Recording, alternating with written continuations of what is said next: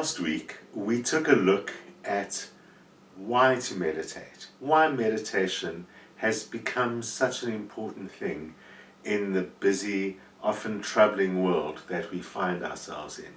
While meditation was once just the preserve of gurus, monks, and people on their spiritual path, gradually we've come to understand that meditation is something that every single person can and does benefit from. Not just for our spiritual lives, but for a lot to do with our everyday lives. In last week's show, I discussed the many reasons why the reduction of stress through meditation has profound beneficial effects on our physical and emotional health, on our relationships, on our careers and their outcomes, and much in their lives. If you missed that show, you'll still find it on YouTube. Don't forget to go to my channel on YouTube and of course subscribe, because you can catch up on shows that you've missed, and of course you can re-watch any shows as often as you like, so that you make sure you get all the benefits of anything that you might be learning on that show. So give it a check.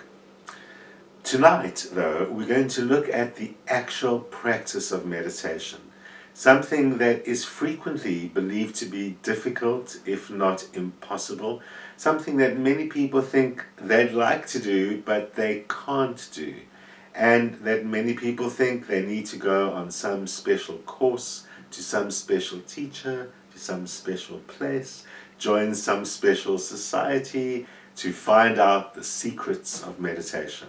Tonight you're going to learn how to meditate very quickly, how to deal with the many problems that our minds come up with in trying to learn how to meditate, and you're going to learn basically how to change your life.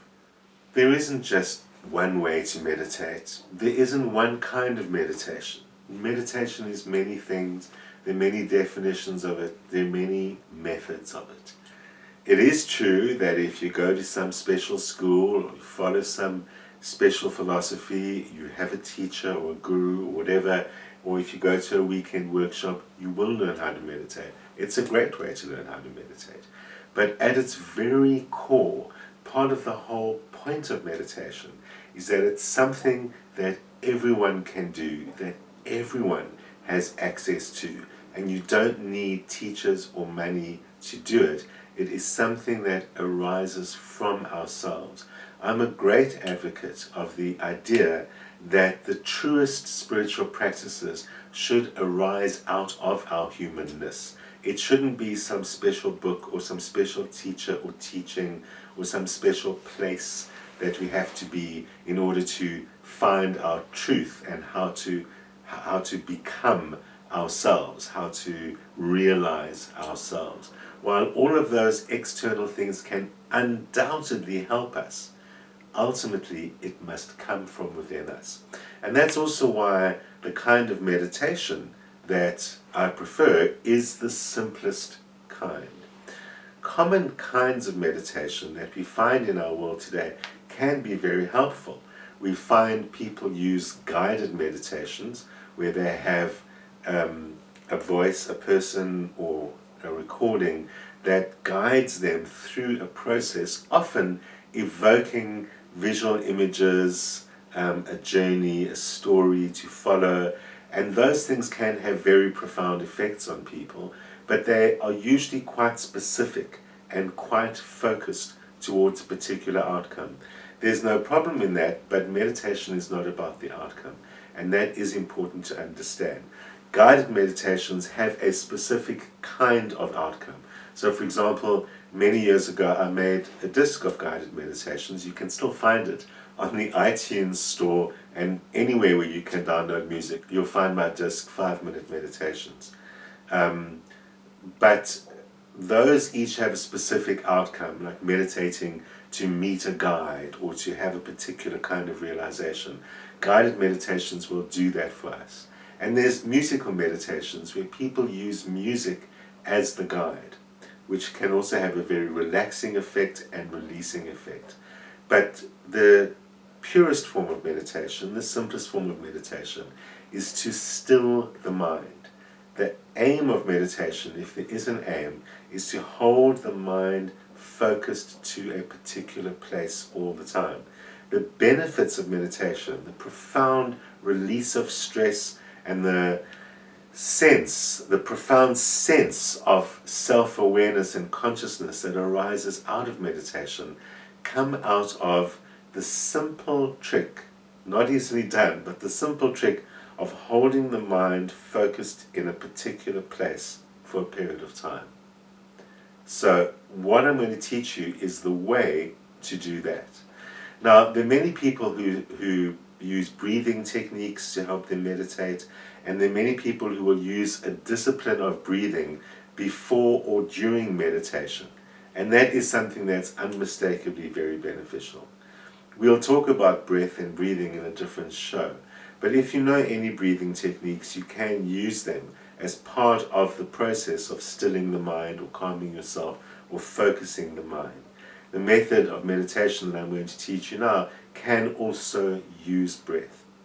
The simple method that everyone can learn, that I want you to learn, is a method that uses counting. And you'll see it sounds almost too simple to be true, but once you try, you'll realize it's going to be a lot of work to get it right. So all you need to do to meditate is find a nice, quiet place to sit. It's not always going to be quiet, but for the most part, it's a place where you feel that you won't be disturbed, that you've got, say, 10 minutes, sometimes more, to sit there quietly and not be disturbed. In the beginning, you might only want to meditate for about 5 minutes. And as you get used to it, you can extend it longer and longer to, say, a minimum of 10 minutes for a meditation, and ultimately an ideal number of 20 to 30 minutes. There are many disciplines that teach much longer meditations, and people with spiritual discipline or on a particular path might meditate even for hours a day, and obviously that has very profound effects. But all of us will benefit from meditating at least 10 minutes a day, and hopefully an average of about 20 minutes a day. Incidentally, you can teach this to children as well. Meditating about 3 minutes a day is a great way for a child to learn once they start reaching about 9 or 10 years old, the practice of meditation, and then it can gradually be extended as time goes on and as the child makes progress. For yourself, find a nice place to sit, and sit comfortably. Not so comfortably that you might fall asleep, but just sit comfortably. Sitting on a couch, in a chair, is fine. Sitting on a cushion on the floor, as long as you know you're not going to get uncomfortable. You'll always hear things about sitting with a straight spine, sitting on a particular kind of mat, sitting with your legs crossed in a particular way, sitting with your fingers holding a particular shape. All of those things are additions that you don't need. Just find somewhere comfortable where your body's going to endure the 10 minutes. To meditate, either close your eyes or cast your eyes down so that you're looking at the floor or your feet. Many people will find it easier to not close their eyes and just keep their eyes cast down so that there are no visual distractions. Closing our eyes sometimes evokes thinking and fantasizing, dreaming or daydreaming, and can make it easier to become distracted. You'll discover for yourself, or you'll know yourself best. Sitting there quietly, feeling relaxed, casting your eyes down. The meditation is to slowly count from 1 to 4. That's the whole method. Slowly count from 1 to 4. And what I mean by slowly, it's real slow. You count 1, 2, 3, 4. You can even get it slower if you like. In the beginning, it's a good idea to keep it at that pace that I just demonstrated, but you can make it slower and slower. And some people might want to synchronize their breath to that. So you're counting on a breath. So as you count 1, you breathe all the way in and all the way out. And as you count 2, all the way in and all the way out, and so on. What do you do when you get to 4? You just start at 1 again. So it's 1, 2, 3, 4, 1, 2, 3, 4, round and round. So there's no outcome, there's no destination, there's no number or event that you're trying to reach in your meditation. You just do that. You might want to have a little alarm clock with a quiet, gentle buzzer. You've got your phone. There are many apps that will help you with this. To set a timer for however minutes you're going to meditate. 10 minutes as a great start, and that will help you know, of course, when to end it. Could it be as simple as counting to 4? Well, you try count to 4, because what will of course happen, especially at the beginning, is you'll quickly discover you can't remember what was the last number you counted. It's very often you don't even get to number 2 before you realize, I did count 1, I've been thinking about XYZ for hours now, I can't believe I didn't get to 2. It's slowness does allow the space for other thoughts to creep in, but don't let that bother you. Whenever you realize that you've lost track of your count, that you've been thinking about other things, just get back to 1 as soon as possible. As soon as you realize you've lost count, count 1. You've got nothing to lose. After all, there isn't a high number you're trying to reach. You get to 4 and you start again. So that's the rule. As soon as you realize you've lost count, just calmly go back to 1. I'll be talking about how to identify and squash problems in a couple of minutes, and of course, that's the first one. So the count of 1 to 4, synchronizing your breath where possible to that slow rhythm, to sit with your count and counting from 1 to 4. And it's the focusing on that number, that count, that causes your mind to be held in the same place. You don't have to think about a spiritual thing or a beautiful thing or anything that is in itself supposedly going to provoke some profound thing. You just need to hold the mind in one particular place. Stilling the mind is the art of meditation. When the mind is still, the results of meditation are experienced and affect the rest of your day and the rest of your life. Holding the mind still is the trick, because as we know, that monkey mind doesn't want to be still. So that's the secret of meditation and the purpose of meditation. The purpose of meditation is to hold the mind still. The secret of meditation is to use something simple like counting, which we can all do and which gives us something to follow, and which we can all easily fix as soon as we realize I've been wandering off the track. There's no special verse that we're going to try and remember what line was I on, or song, or something like that. Just count slowly 1 to 4. That's the simplicity of it. It's not so easy because the mind is not going to cooperate so well. So let's have a look at some of the problems that can be associated with that.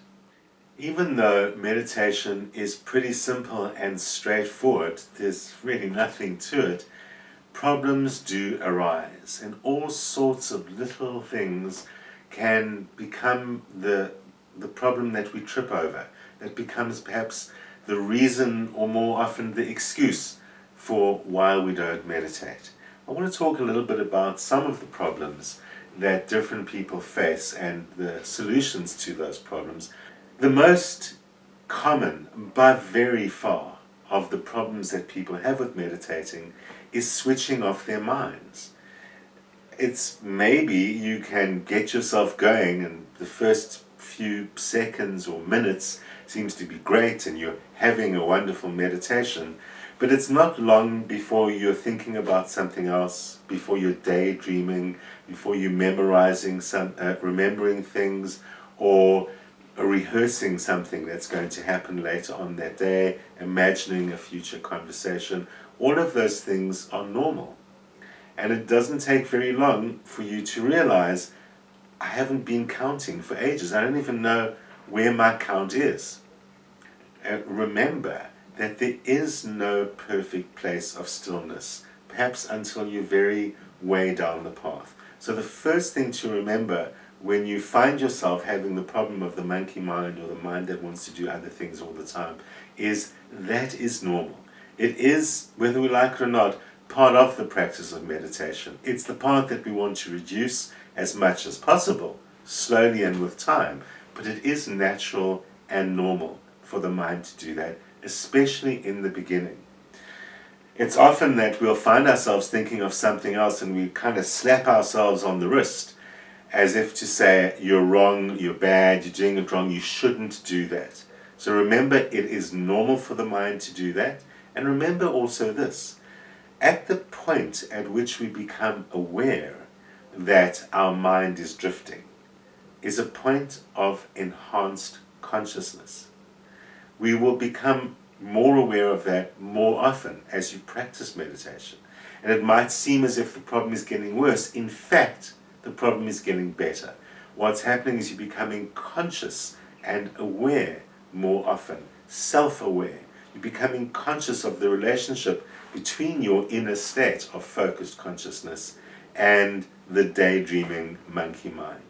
There certainly are some people who worry that they just seem to be sitting there. Nothing amazing happens, nothing changes, no profound insights happen, and you think you must be doing it wrong, or you think, well, what's the point really, then, if nothing amazing happens?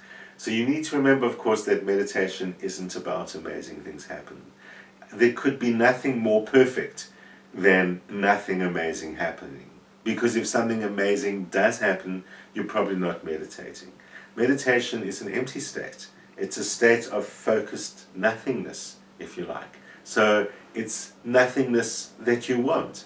Occasionally, yes, you'll feel amazing afterwards, or you might even feel a profound sense of timelessness and spacelessness, if there was such a word. And that can be quite powerful.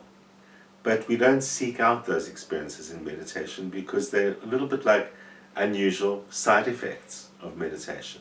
Meditation is pretty much about nothing at all. It's that time in your day when you're doing nothing. That itself is quite an amazing thing, and all the stuff that we do and all the ways that we fill up our lives to try and get them busy. We should actually enjoy a 10-minute period when absolutely nothing happens at all. But of course, that is our intention. We're not looking for amazing things. Should they happen, there may be side effects, which is great. There may be distractions, which is not so great. But again, they're also part of the process if there are distractions. So remember the purpose of meditation, the goal of meditation, is no purpose or no goal. There isn't one. So you shouldn't be thinking that should have happened but it didn't. There is no should have because there is no specific goal. It is really just about holding the mind in a quiet place. And the side effects in the rest of our lives is what's so profound about that, not the actual experience of meditation itself. Sometimes the problem is a little bit more prosaic. We just fall asleep. Maybe you had a long day yesterday or a late night last night. Maybe it's the weekend and you've been partying a little bit and now you have to wake up in the morning and meditate and you find yourself falling asleep. And you sit there trying to keep awake and focusing on your eyes and trying to do it with your eyes open and doing all of those things, and you sure ain't meditating if you're doing all that stuff. You know, if you're falling asleep, there are two things that you might be able to do about it. One of them, if it's just because you're sitting in your bedroom or on your bed, you're going to have to meditate somewhere else. It might not be that you're tired from the day before, but we're so conditioned to sleeping in our bed that if you meditate in your bed, you'll naturally fall asleep. So some people will find the simple solution is meditate somewhere else. But if you are someone who's tired and falling asleep, you know, the best thing is to go back to bed, catch up on your sleep, and meditate again tomorrow. Another problem that people sometimes mention is, I missed a day. What do? It's like I missed a day of my medication. I missed a day of my meditation. Have I ruined my progress? Am I starting again when I go back to meditate? Or what's the point? Because after weeks of meditating every day, I dropped the ball. There isn't such a thing as that. Even though it is important to meditate every day and build your practice and build the habit of your practice, just like anything else, just like going to gym, you don't break your progress if you don't do it one day. In fact, perhaps even more importantly than that, you don't want to create a religion out of it. You don't want to create a harsh discipline of something that you don't want to do. You want to make this about you, about your life, about your soul, and acknowledge that this is you. If you skip a day or forget a day or something else happened that day, don't panic. Don't put too many rules on yourself. Try and meditate every day. Try and do it at the same time every day, because it just increases the ability to make it into a regular habit. But when you skip a day, when it's the wrong time, when you forget, or when there's some other reason, just remember, I'll be there again tomorrow. It's all right. And then, of course, you have the situation of you are actually trying to meditate. You're being good. You're doing your discipline. You're showing up on your couch or wherever it is that you're meditating. But as soon as you start meditating, you get itchy. What is the best thing to do if you become itchy while meditating? Scratch. Best thing to do whenever you're itchy. Because if you don't, you're going to sit there concentrating on not scratching. You get rid of the itch, you can get on with your meditation. Keep it simple. The other kind of physical effect that people report is crying. Some people start crying during meditation or after meditation.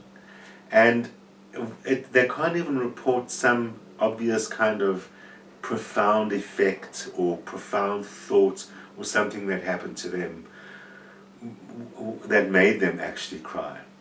It's long been known that crying is a side effect of meditation for some people, and that's because that quiet space is an opportunity for an emotional release. And sometimes an emotional release is tears, even when it isn't about sadness. So for now, for the time that you're sitting there, don't be too concerned about what is it. Am I crying because it's sadness being released, or is it something else being released? You don't have to go down that road. You can think about it during the day and wonder about it, but you don't have to even. You're processing it just in the sitting there. You know, in many cases, many days of our lives, many situations in our lives, we're filling our lives with stuff. And in order to not have to think about ourselves and not face our own things. And meditation, by creating that 10 or more minutes space where nothing is happening, even if we're not conscious of it, can cause us to think about ourselves and our stuff and our lives and not even realize that things that have been affecting us can make us cry. So just allow it to happen. Then there's the problem isn't me, the problem is outside of me. Noise. There's too much noise to meditate. As soon as I meditate, I become aware of all the sounds, or the neighbors start playing their music, or something like that. Noise actually isn't relevant, because meditation isn't about silence. Some people might find that silence helps them, but silence is a little bit unnatural. So it might make it harder to meditate because you always need such specific environmental conditions. Meditation can be done under any conditions. Sometimes people will actually build the noise in and use it as a counting system. If it's a repetitive noise, then you can build it into a count. But the easiest thing is just to ignore the noise. It's not actually relevant to what you're doing there. If you start worrying about the noise, you're concentrating on something else now. Noise is naturally there all the time. Most of the time, there is a background to what's going on, and meditation is very much the same. In fact, you want to learn to meditate under any conditions, because you want to be able to duck into the loo or whatever it is, wherever you are, traveling, not staying at home, at work, whatever it may be. You want that ability to just grab your 10 minutes. And then, of course, there's the kind of the bottom line, ultimate excuse, I just can't meditate. Is there something else I can do? And is there something wrong with me? Maybe I'm not supposed to be able to develop spiritually or release my stresses or whatever. You know, if you think you can't meditate, then you're too attached to the idea that there's supposed to be some special experience or special result of meditation. There isn't. If you know how to sit down, if you know how to count to 4, then you already know how to meditate. As long as you keep counting the breath and starting from 1, every time you realize you aren't doing it, you're doing it. Keep practicing. So, enjoy your practice. Good luck. And I'll be here next week at the usual time. See you.